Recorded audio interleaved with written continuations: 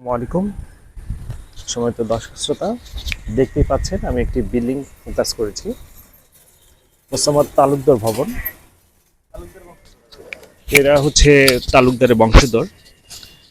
আমি যার পরিচয় দিতে চাচ্ছি আপনারা সবাই তাকে চিনবেন, প্রয়াত নায়ক মান্না। তার বাসভবনে আমি এসেছি। পাশেই কিন্তু পারিবারিক কবরস্থান রয়েছে, আমি তার কবরকেও দেখাবো।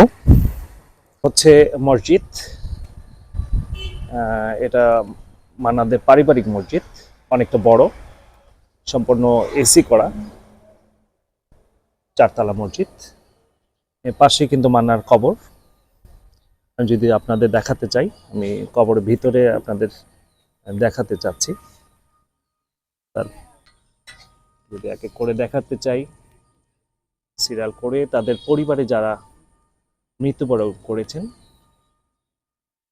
তাদের কবর এখানে দেয়া আছে, এমনকি খালি যে জায়গাগুলো রয়েছে যারা বংশধর পরবর্তীতে মৃত্যুবরণ করবেন তাদের জন্য কিন্তু জায়গা রাখা হয়েছে।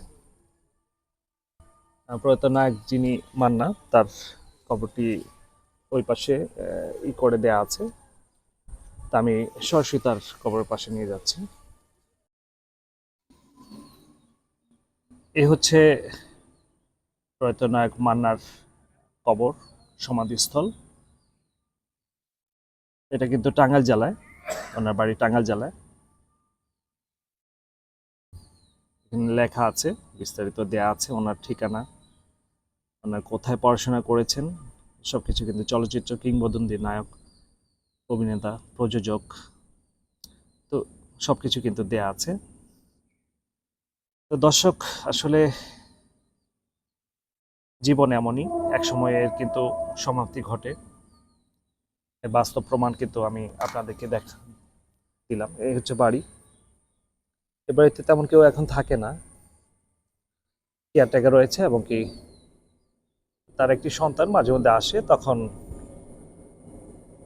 কিছু সময় এখানে থাকে।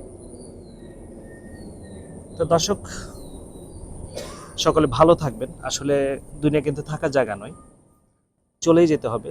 কিছু সময়ের জন্য আমরা এসেছি দুনিয়াতে। যে যেমন কর্ম করবে তার কিন্তু তেমনই ফল হবে। তা আশা করছি ভালো কর্ম নিয়ে যেন দুনিয়া থেকে চলে যেতে পারে। সকলে ভালো থাকবেন, সুন্দর থাকবেন। আজকের মতো এখানে বিদায় নিচ্ছি। আল্লাহ আল্লাহ হাফেজ। আসসালামু আলাইকুম ওয়া রাহমাতুল্লাহি ওয়া বারাকাতুহু।